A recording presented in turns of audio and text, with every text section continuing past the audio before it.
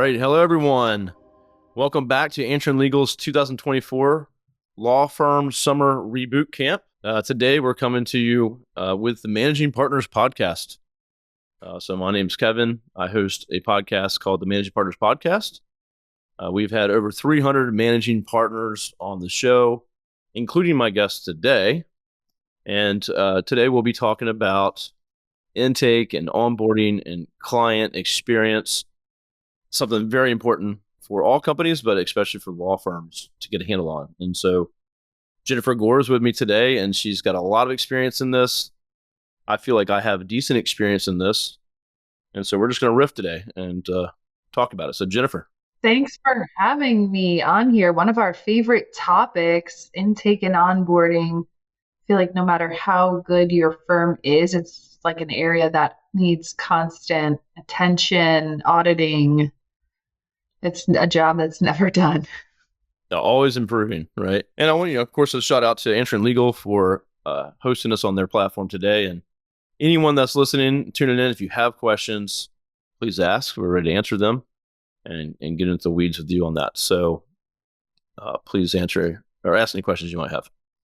So what would you like to start with first? I mean, I know, again, for the lawyers listening, I can add my own thoughts as a marketing company. We do digital marketing, SEO, and content for law firms around the country. So intake and onboarding is super important for what we do here. But yeah, what would you like to see, kick off first? And, what do you see out there? Well, I feel like a lot of law firms, when their leads are down, their first instinct is I need to do more marketing. And you kind of see the inside scoop of what's going on from what you do. I'm sure you get people saying, I need more leads, I need to do more marketing, right? Oh, yeah. But when you dig in, a lot of times in my own firm, that's not the first thing you want to tackle. Literally, this just happens all the time to me. I'll have a firm reach out and they're interested in whatever, advertising, or they don't really know what they want. But they usually want more leads. That's the problem. And it's usually deeper than that. And just more leads can't solve your problem if everything else is broken. And so I'll have sometimes where, a lawyer will be like, hey, we want to work together. And I call, try to talk to them. They don't come up to a meeting. They don't show up. They don't get anybody on the phone. I mean, I have one gentleman who has 3 offices. I called all 3 offices, never got anybody in the middle of the day, 3 different days. And I emailed him and said, hey, man, this is what I reported back to him. And he was like, oh, wow, that's surprising. Isn't this a statistic, though, that most law firms historically have, struggled with answering the phone timely? There's some law firms that send people to answering, voicemails and all this. And I would imagine, as a partner trying to help somebody grow their firm, it's got to be frustrating to you to know, okay, I'm dealing with somebody who is really not, no matter how many leads I bring them, they're not going to be able to capitalize on that.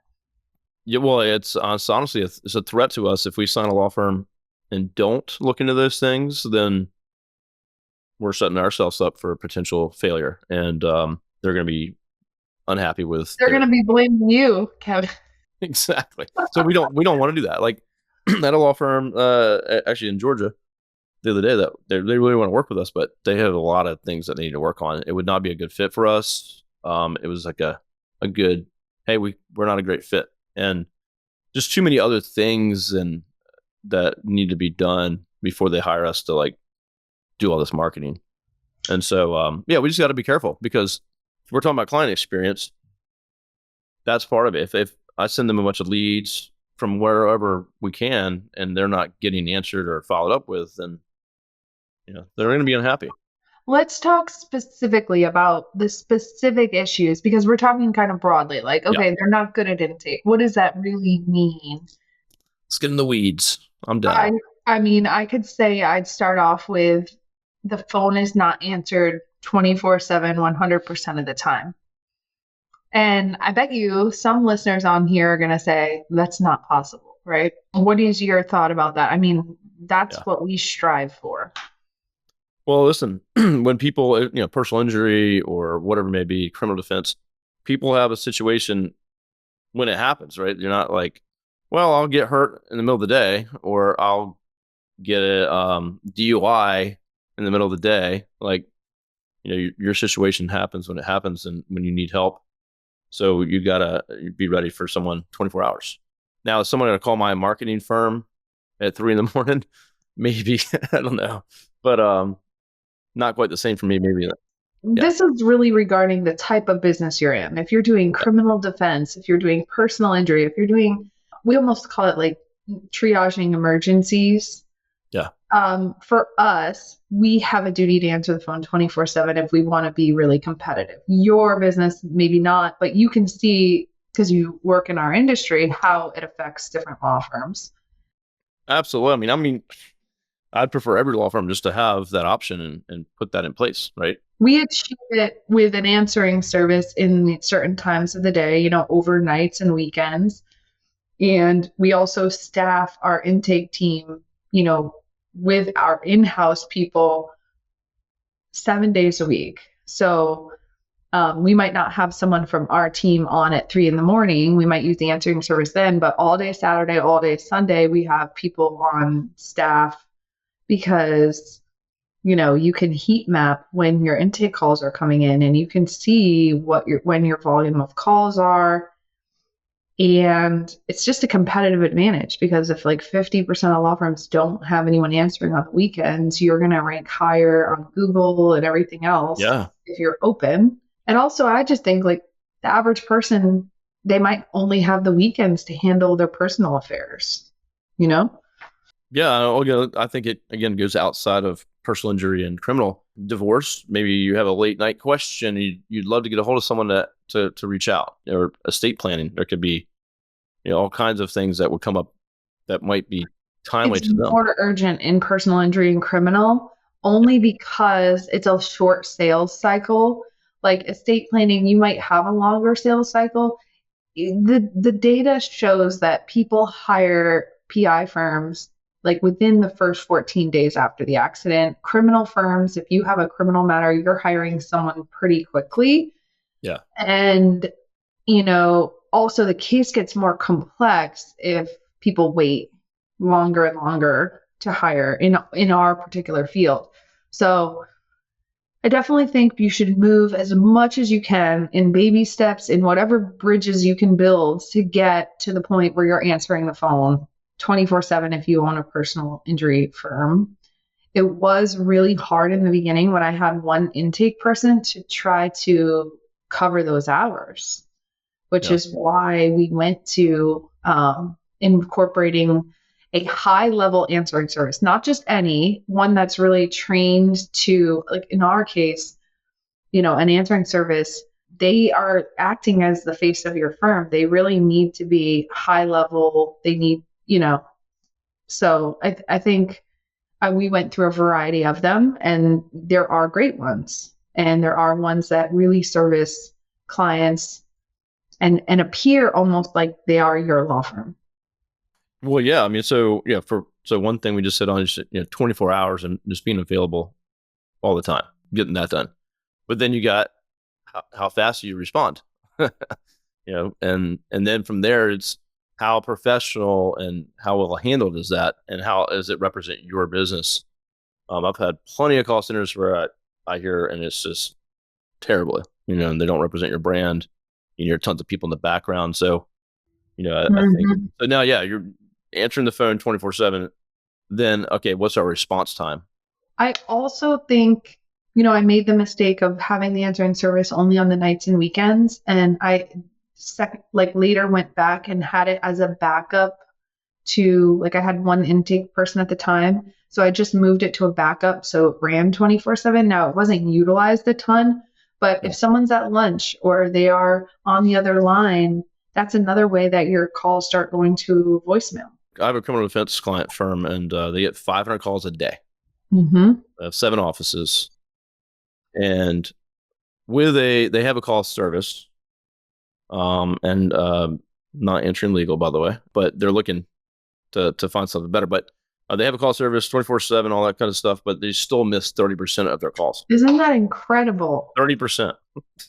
So this is low hanging fruit, guys. This is simple simple things to fix. And I think the first part is in having the phone being answered, and then you start working on how it's answered and how fast it's answered, and then of course we'll get talking more about what happens after that. You made a great point where you mentioned, that how it's answered. I would say something we did really early on, which is a game changer, is we had a dedicated new client line, which all of our marketing campaigns run to. We have a main phone line for the law firm, which does get kicked over the answering service if the receptionist cannot answer it. But we have a dedicated new client line, and the dedicated new client line is really important because I don't think the receptionist is the best person to answer new leads. At first impression. Yeah, you want somebody who they are trained to sign and onboard clients. And it just, I do know firms where the receptionist answers and then they transfer it to the intake team. But I think you could achieve the same thing in a variety of other ways and eliminate that friction point. And I've seen receptionists answer the phone, with great cases and say things like, "Oh, I have to check and see if we do that." It's like that is detrimental. That's like that really shows expertise right there. I know. So, the receptionist is great for all the things they do in the law firm, but they may not be the number one person at legal sales. So, okay, so we hit answering the phone, covering the phones 24/7, having the right person answering the phone. What about, the speed and like what you see in whether you're really handling that lead passively or proactively? So, I mean, I know in my case, I'm in a marketing company again, just a little bit different. If I just respond, if I get to people, if they say I get a message or a form or a chat, not a call. Calls are instant, pretty much instantly, and I have someone that does that. But if I get like another message some other way, if I respond in like 5-10 minutes, which I usually do, they're blown away. They're thinking, "Oh, I thought it'd be a day or two," you know. So I got a little bit more time than a personal injury firm, like you're saying. It's first one to connect with them and to start the process. They're probably going to go with you. So I think it's such a massive thing to be fast, to answer the phone right away, and then to be ready to take care of them and push them along through right away. Versus, well, can you call back later, or we don't have anybody available to talk to you right now, so let's try to you're losing them right there. I like to think about like how much effort it takes for a client to decide to call a law firm. Like we're so desensitized, guys. Yeah. Like think about you have a legal matter. You're probably like, I don't want to call. I already don't have a good impression of lawyers, most people. I want to call. I'm at my frustration point. I'm in a place of yes, I'm moving forward, and then they don't answer. Or they, put me, oh, someone will call you back. It's like it does take a lot for people to call a law firm. I can add a lot to that because this is something I talk about all the time. And you mentioned when we were on the phone earlier, about coaching a lawyer. I have like 3 or 4 lawyers right now that haven't even started their law firms. They're not even a fit for us because we don't know if we can help someone like that. But I've talked to like 3 times each. Like, here's what you need to think about. I've started my own business and I went on my own, and I can, even though I'm not a lawyer, I'm just helping them. Like, hey, how are you gonna get clients? When you leaving? Do you have money set aside? And then talking about these kinds of things like marketing, a website. What are you going to do for all this stuff? But that's a huge thing because I look at clients' websites. I looked at one yesterday. No photos, no video of them, just like SEO kind of text that's just like very rough to read. And it's how are they going to connect with you and feel comfortable to reach out? Like they have to go through that process. Yeah. And what they see, let's just say it's a website or whatever, how are we making them feel comfortable to even get to the point? Because they're like, what if I get taken advantage of? They're going to bill me $500 an hour. Maybe if I call, they'll charge me right there. So there's just Yeah, we don't want to just call lawyers for no reason, right? It's like we feel scared about it. Yeah, and like nobody is really calling a law firm because something good usually happens. No.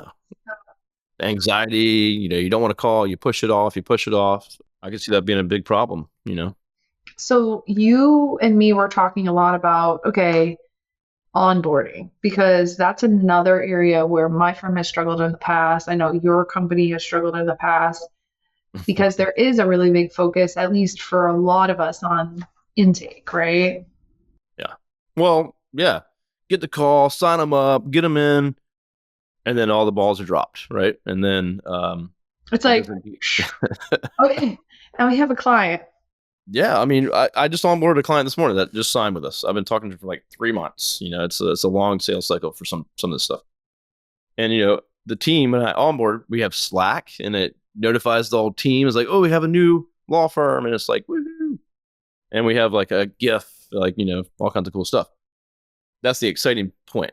And then what happens from there, right? What's the next step? When do they get contacted? What's the meeting that they're going to have? Who's involved? And so there's so much that we've undone here, and we're rebuilding completely. And I think a lot of clients, law firm clients who are clients of mine, is they're expecting a bad experience. They're looking for it. They're waiting for it. They're just like, when's it going to get a crap? And that's what I keep in the back of my mind, is they've been burned or they've had a problem in the past. Think about it that way, and then try to start to look for all the little cracks and crevices of where you can improve that experience for them and make them feel comfortable. It's like, it's everything you're saying is so true. It's like this is like when someone's buying from you, they're making a big investment. They've been thinking about it for a while. They know they have a pain point. And so there's probably a pretty high expectation of deliverable after they sign up. And I think just little things can confirm that they made the right choice. So, like in our firm, we send them a welcome box with a blanket and it says, "We've got you covered." And we promise that they will hear from their legal team within 24 hours. And then our intake team does a quality, the person who onboarded them, they kind of have a relationship. So that person then has to do a quality control call within a week to see how was their onboarding experience. And sometimes we find out that there was things that were missed, and it gives us an opportunity to not let that person fire us because something in our process broke. And I think audits are a really big thing that law firms often overlook. You create all these beautiful processes, but then like they're not followed. And so if you have a process, what is your audit? And I think you developed some things similar. Yeah, I mean, I'll give you one example of what we did as about a year ago that didn't was a bad decision. And sometimes you're looking at, okay, how do we make things easier internally, and then not think about how that affects your clients and externally, right? So we had, for a while, like say if you signed on with me right now, like, hey, welcome, here's all the team, great. You're going to get a project manager. It's going to start your website, and we're going to, they're going to get updates every single week and all this good stuff. Beautiful process, lots of communication. Oh, and then you're going to get handed off in 2 or 3 months to another person that's like ongoing. And so just did not work out well at Like all. too many people. That's what they. I was talking to Joe. Now I'm talking to Bill, and I like who's Yeah. my contact? And we thought it was a good thing because like, oh, well, this person's all advocating for you to get the project done. And then that's all she does. So now you're going to get Megan, who's going to help you with everything else. And so that was a kind of a total failure. And now we've flipped that whole thing around. I'm introducing them, in my case, I'm introducing them to their account representative, which is actually called client advocate, director of, and they're meeting them before they even sign. So Yeah. it's like, this person's here for you. Yeah, Kevin's here, but I can't always be there. But this person's your rock star. They're going to take care of you. We And have a similar situation because we have their legal team. So they think they're just working with a lawyer, and then they have a case manager and they have a legal assistant. And so we have to sell them and educate them on the idea of what is it like to consume legal services, because most people haven't consumed legal services. They just watch TV, they see, oh, I have a lawyer. They don't realize like there's a team. So we have to like help them. It's our job to educate them on that. And we will get people that still get frustrated and say like, well, why am I talking to, like, they only want to talk to one person. And so they want that person that they can trust. one thing we've also tried to do, or we're doing, is creating a roadmap for people. I think roadmaps are really helpful. So we send them something that says, these are all the stages of your case. Because for us, we know that. For you, you know the stages of your project management. And then we do phase emails. So we say, guess what? You're in phase one of your case, which is gathering records. And your job is to do this. And I love that. our job is to do this. And like this phase will likely go on about this many months. And then we give them like a preview, like the next stage of your case is sending a demand or whatever you want to do. And even if they don't read those emails, if they call and they're upset or they're frustrated about what's going on, we'll go, did you get the email that explained all the phases? And they'll go, no, I don't read my emails ever. And then we'll go, oh, well, let me re-forward it to you. And then it's kind of like, we're trying to help you. You know? You're trying. Yeah, I've had that happen in the past where, sometimes things get held up or delayed, and it might have been the client that did it, but they forget that was them, and then they put it back on you, but they don't mean to. And then I've reminded clients like, oh yeah, that was us. And then, you can't assume that they just know. No, I love that a lot. So me and my wife have a few investment properties, and before that, I hadn't gone through the mortgage process for a long time. And I used this company called Cap Center, and like, we just got an email. It was like, here's where you're at. Here's what's coming up. And then it would be like, you owe us this and we owe you this. And it's like, that keeps people like, yeah, it's awesome. And I think people like feeling like there's forward progress. And they like to know what's my responsibility, what's your responsibility. And like there's a lot of products out there on the market now, even I like Case Status and just different ones that have come on, that they're creating better client experiences because they're able to put these breadcrumbs out in like tangible ways. Like I've seen now there's like apps where the clients download and, they're getting little updates.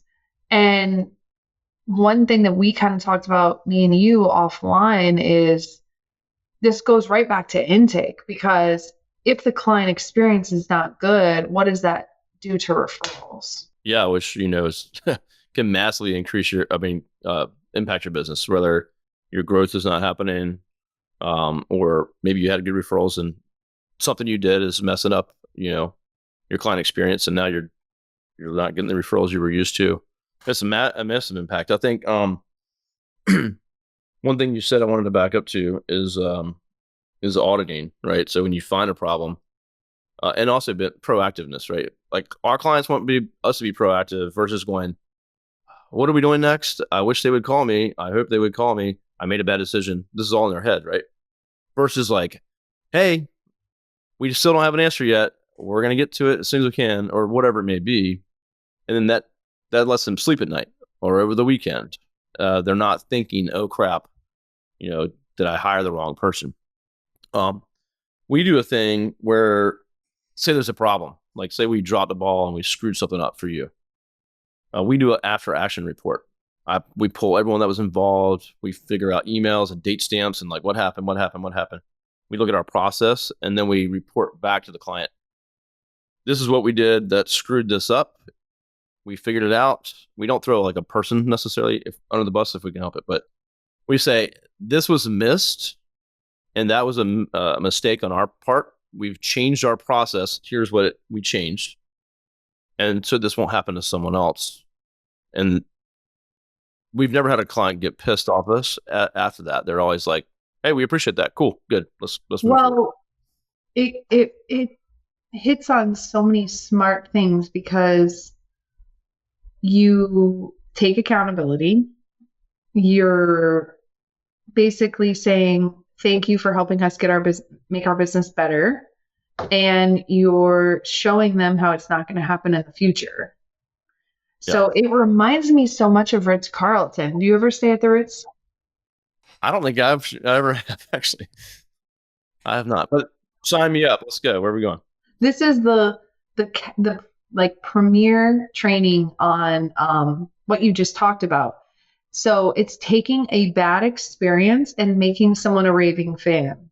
Hmm. So one time I went to a hotel where I they had to move my room, and I had already taken a shower, so I had my razor in the shower, and I like obviously left it. And then when they moved me to the other room, I didn't have it anymore, right? Because I left it in the shower, and they must have thrown it Tossed out it. when they, Yeah. you know. So I called them. I'm like, oh, I left my razor in the other room, and they were like, we'll go look quickly. Not there.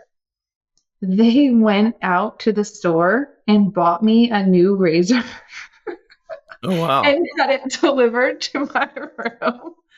And they sent me a free pizza. And like you think about something that could have been a bad experience and how uncreative law firms and agencies are, that I tell that story all the time because it blew me away, truly. I was like, this is actually too much. Like it was just a razor. And you want to go back to a Ritz Carlton for sure, right? Yeah, because I know when I go there, anything bad goes wrong, they're going to take care of it. So, although I've not been to one, I have heard, maybe in a book, of what they do. I think they have like people there on site that have a certain daily budget. Budget. They have a budget every day of like $1,000 if they want or something like that to do things like that, and they empower their team and their people to take care of people in situations. So that's so you actually had that experience. That's pretty cool. So then you're not actually afraid of like terrible things happening because we can fix it, right? And it's going to be it's life, because stuff does happen. Balls get dropped. We're not perfect.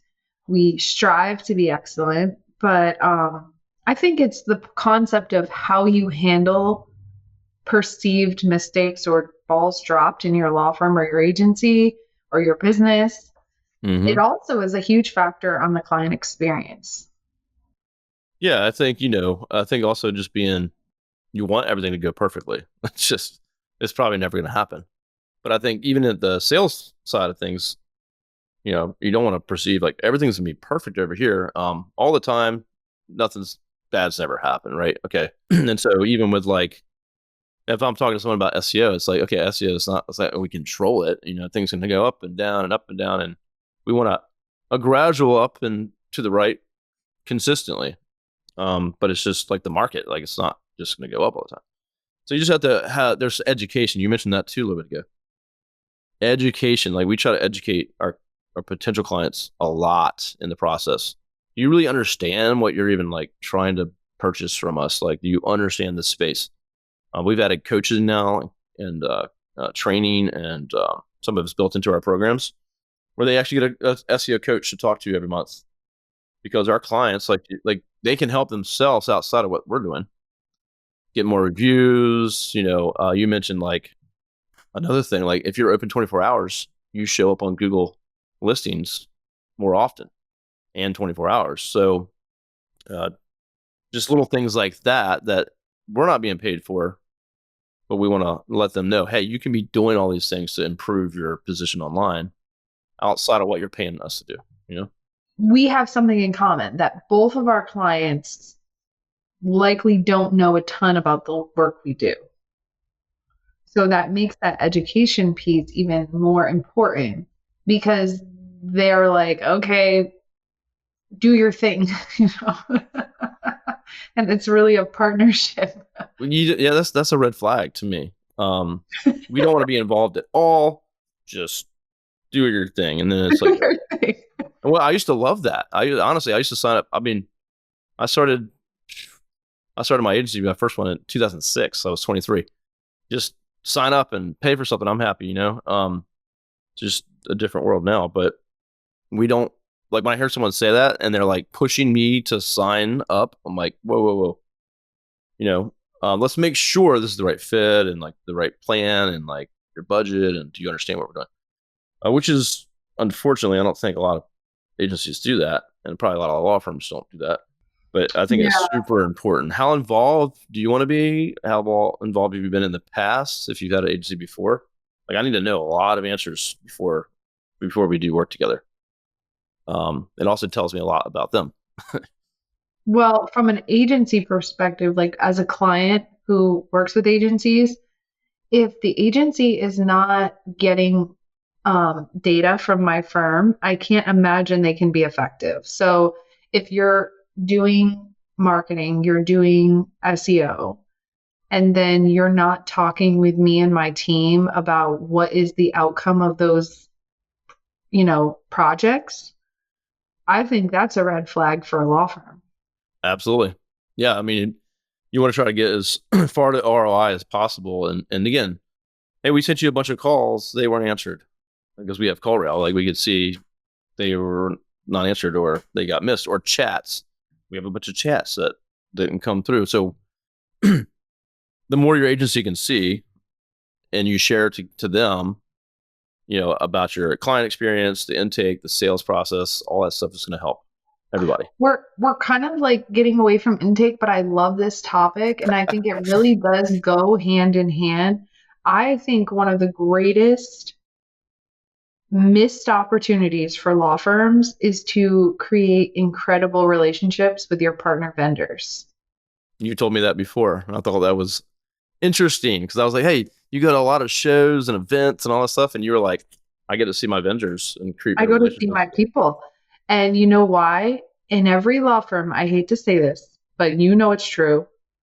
You know it's true in your business. Everyone who owns a business, there are certain clients that get high VIP priority, right?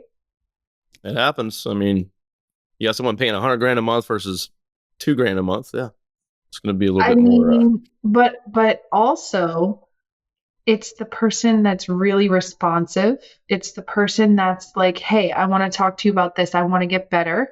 It's the person that is really like trying to get the most out of your services.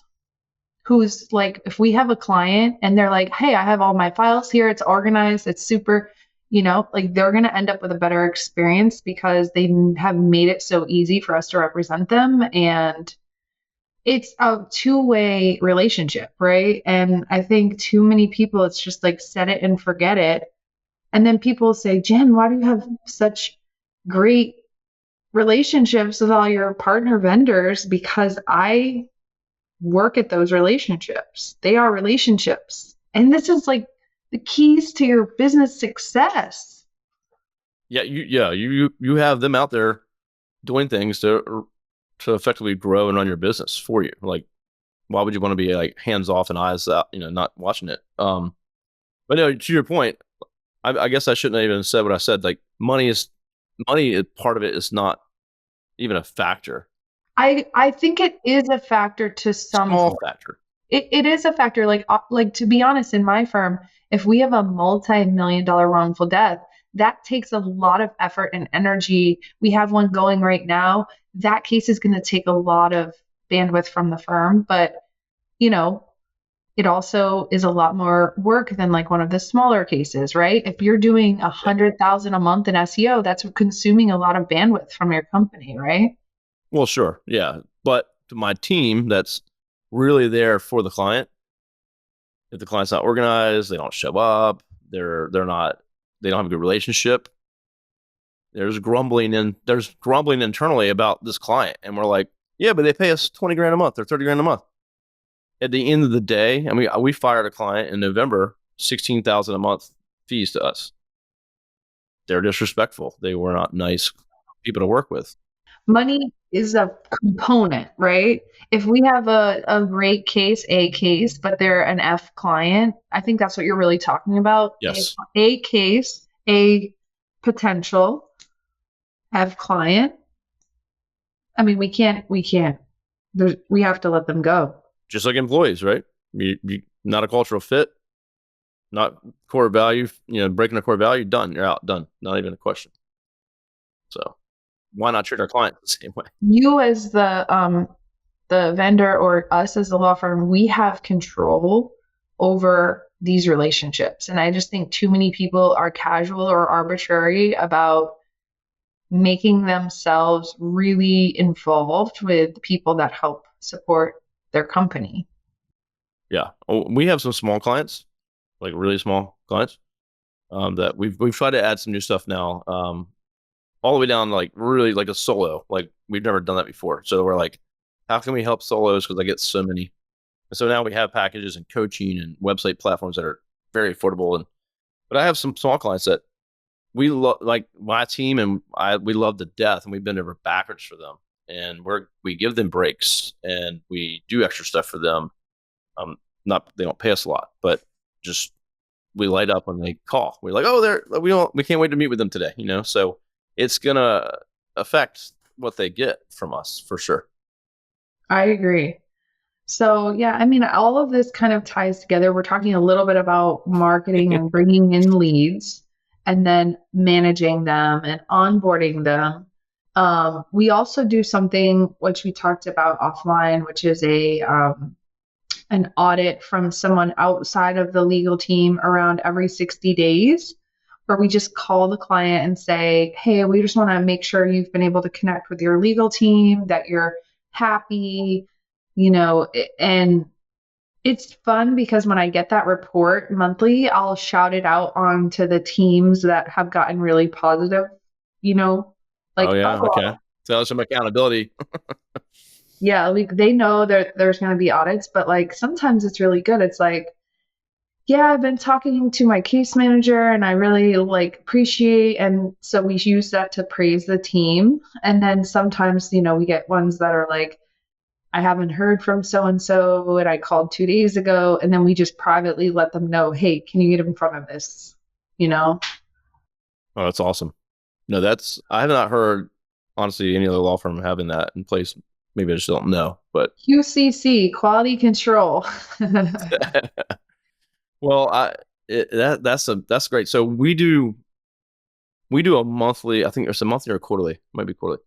Client survey, and it's like we reach out to them. We call, but we also send them a thing they can fill out. But it's how many leads do they get, what's their revenue that month or that quarter or whatever, and then how are things going in their business? How are things going with us? And then what can we do better to improve? Do people fill it out?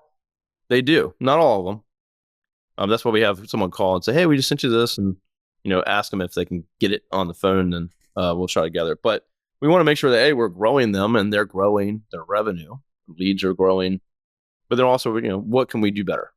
And they do give us stuff all the time, like, well, actually, I don't like your new system for website changes. Like it's crap, I'm like, oh crap, okay. And so we might not be able to change that for 100 clients across the board, but we take that to our next meeting and say, okay, hey, we got some complaints about our new ticket system. What can we do? So, but at least we're checking. Does it? And here's the thing: in the agency world, like one of our core values is transparency. And so when I told you, like, if we have a problem, we investigate it and then we tell the client how we fixed it. If a website's down for like 10 minutes, we tell them because we monitor all that. And when we first started doing this, I had my employees be like, they don't even know it was down. It's like 8:00 at night. So why don't we not say anything? And I'm like, that's what we've always done. But also, if someone sends a message that it's down, it's better that they hear it from you, right? Oh, well, that was we're like, we have to tell them, God forbid they saw it for 5 seconds, that it was down, right? We're responsible for that. And so it was hard at first. One guy's been with me for 10 plus years, and he was just like, okay, I'm going to send them in, And so now it's just, now it's just a thing, and no one's ever been pissed. They're always like, oh, cool. Thanks for letting me know. Well, it shows that you're proactive. You're on top of it, right? Transparency, it's a hard thing to do, to really be transparent, and internally as well. Hey, Jennifer, like, you could have done that meeting much better. I got a couple of tips for you. Like, that's hard to do across teams and internally, but we try to do that. And I think, what was that one book? 5 Dysfunctions of a Team. high performing team, or something like that. Yes, it's a great Yeah. one. But that's the gist of it, being able to have those conversations. Yeah. Yeah. Well, I mean, there's just all of this stuff ties together, and it really, what you're really talking about is your intake, your marketing, your onboarding is heavily affected by your law firm culture, right? And your values. And so maybe some of the advice we should have given is that it goes all back to that, really, proactivity, efficiency, um, being candid, being transparent. That is like, if you don't have those things, it's all the other things are harder, right? I appreciate you trying to pull this all together, because I'm going off on tangents, but They yeah, all go together, Kim. your people, every single one there, your culture, your core values, your mission, your intake, your sales, all that crap, all of it is what your client, the client experience, the journey, right? And True. it is your marketing. It is who you are. And so I think people just like want to come up with marketing campaigns and like whatever, but at the end of the day, what you're doing thereafter when they experience, like, that's really, and they go talk about you and refer you, or they talk bad about you and post bad reviews or whatever. So it all is your marketing and all about that. So it's back to the original thing. Like, you're like, yeah, you can't hire to market more or advertise more when all these things are broken, doesn't make any sense. You're actually calling yourself more damage by marketing more. This This is why we got along, right? When I first met you, because we just kind of had this similar view on clients and how you run your company. And I think that also does play a factor into, your relationships with different vendors and partners, and finding people that value similar things. Because I'm sure there's people that don't value the things you're talking about, and then it makes it harder to work with them, right? I mean, I've been a lot of business owners in my day, and most are just trying to make money. Like, that's the focus. And Okay, but let's talk about that for 1 minute, because I know we're getting close to our time. But like, when people say, I just want to make money, I don't care about the client experience, like, that to me is an oxymoron. they don't know what they don't know. I think. Yeah, I think they're eager, and I think they're trying to figure out the shortcuts. And we're part of like a mastermind for agencies one time, and it's like, outsource everything, don't do anything, you make a ton of money, and then just what about the results and don't worry about all that stuff. It's like, You know where that comes from? That people think law firms are asleep at the wheel, right? yeah, But the thing is if you treat your law firm like that, or your agency, that's your personal reputation on the line. And once you wreck your reputation, I just think that's a very short play. It's yeah, just not what's going to take you to the 1%. yeah. None of this is a get rich fast kind of scheme, right? So I think all the things we're talking about today, they're also daunting. There's a lot of stuff you got to work on. Like, holy crap, I got to do this right and that right and this right and that right. Holy, that's a lot of stuff to do. The book Traction Over My Head right here. Yes. I recommend that all the time, because it kind of at least lays out some basics for you to follow. It doesn't get into the weeds of client experience and intake and all that stuff, but that's a good starting point. But I think lawyers too. They're just trying to they're like, I'm quitting my job and I have to like start getting some money, and then how am I going to focus on all these other things? And it just takes years to figure out, oh, okay, I need to work on these things. So, or not, or they're stuck to their desk and running around and they don't have any of those things. Yeah, it is true that there are a ton of lawyers that don't really perceive themselves as business people, and they don't think that it's a high priority. But Or ethical in some cases. the moment you open a law firm, you are now an entrepreneur. And so you have to rise to the occasion. Yeah, and one of the things I hate when I hear, it's not that often, but I have had early on this podcast, my podcast, I had guests that were solos, and we were just reaching out to anybody. And I would hear, well, I just love to help my clients to do good work. And that's kind of like what they stand for, and that's great. Most lawyers do. Then why aren't you taking care of them? Why aren't you putting a process in place to follow up with them? Why aren't you doing all the things to take care of them? And they're just like, well, but I'm doing the good work for it. Okay, yeah, but you're not. They're frustrated. They don't know what's going on. You're just a good lawyer, so they're going to stick with you, right? So I think that's just funny. It's like, I love what I do, and I'm here to help people, but it's going to be a terrible experience for them along the way. So. Yeah, it's a common thing for like accountants, dentists, professionals, that they think the value is solely the outcome. And we know that clients are having lots of different customer service experience all day long in all different arenas. So the expectation is a lot higher. And even if you get great dental work, you get great veneers, if the whole process was a nightmare, what is going to stand out in your mind? You know? Exactly. I try to keep that in mind. We talk a lot about client experience in my firm because of my horrible experiences when I was going through my own legal battles before I was a lawyer. But in addition to that, I remember like years ago, I went to a business coaching thing and they said, if all those other things don't convince you that you should take your business seriously as a law firm, let's just talk about bar grievances and disbarment. You're laughing. Why are you laughing? Where do you think I'm going to go with that?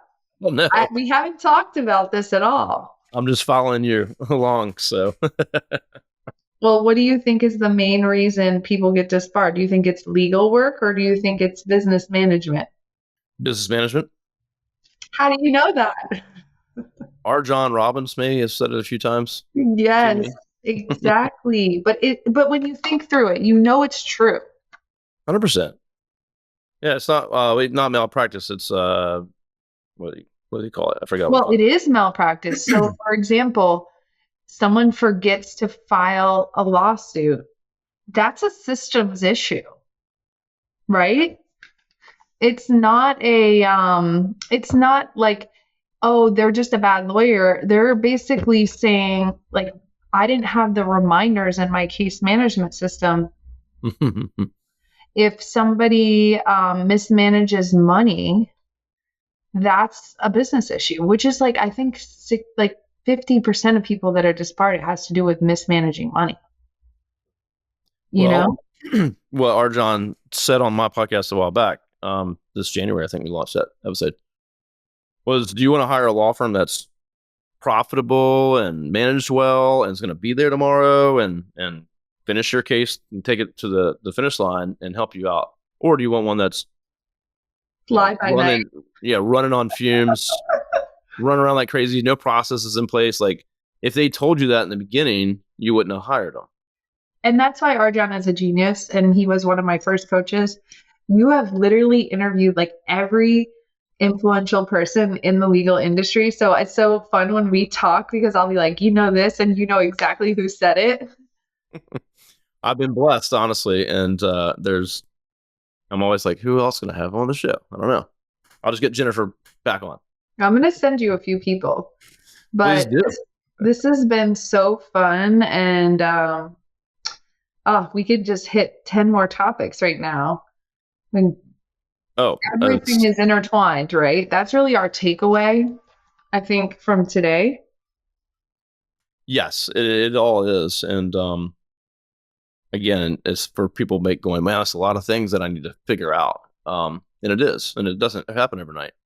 Jennifer's just crushes it and does so well, but she's constantly working on it, and she's got audits and always going, hey, how can we improve it? I have now 2 dedicated people that just focus on client advocacy and intake and journey, and that's a full-time job. How can we improve this? The Ritz-Carlton, can we send them something? Yes. And if you're feeling overwhelmed by hearing this, I can definitely like appreciate that, because I look at law firms that are 10 times bigger than mine and I think, like, how am I going to get there? But every single thing we've built in the law firm, it's cumulative and it gets a little bit better in time, and you just tackle your biggest pain points. For me, that's how I kind of like keep going. It's like, what is our biggest pain point right now? And I just try to go for that because it's going to have the biggest leverage point. Yeah. There's 1,000 things you can do to improve your company, but you've got to tackle the ones that are creating the most friction. And if that's your intake, if that's your marketing, if that's your, your onboarding experience, you can't do it all at the same time. No, again, I'll recommend the book Traction. You get your rocks, your quarterly rocks, right? So we have a leadership team meeting, and then we figure out what's the one thing that we can do this quarter. We narrow it down, and but there's all these other things. Well, yeah, we know that, but we have to figure out what's the one thing that we can accomplish this quarter, so that we're moving Project forward. management. Yeah, and it's like those little quarters stack up. It's just funny to talk, with my team. Like, remember 2 years ago or 3 years ago, just so much. It seems like a whole different company. So true. Yeah. So a lot of things to do, but you gotta focus on them. It's just like investing. It's not like you just throw a couple grand in an account and you're done. You gotta work at it. It takes time. So you better start sooner than later. Best time to start is what? If not yesterday, it's today. Right now. Right now. Just go to the Managing Partners podcast library of 300 episodes, and you got everything you need. Exactly. Well, I guess I'll wrap us up. If anyone doesn't have any questions, I see. Let's see. Thanks, Joe. Said he loved the conversation. Appreciate that. Anything else you want to add before we go? Just thank you for inviting me on. Always a great time chatting with you. You're a wealth of knowledge, and just fun times. I appreciate you joining me. So I agree about you as well. You know what you're doing. You're doing it right, and hopefully I'll see you here at a few events coming up. So yes, I will. Awesome. Well, so this concludes the first week of Antrim Legal's Law Firm Summer Reboot Camp. Thank you all that came out to attend all the live presentations. I was on one actually earlier in the week as well. So we really appreciate you taking time for your busy schedule to do so. We will be back again August 12th. So keep an eye out on your emails for more details. And if you'd like to learn more about the host of this camp, please visit antrimlegal.com. Have a great weekend, everyone, and we'll see you soon.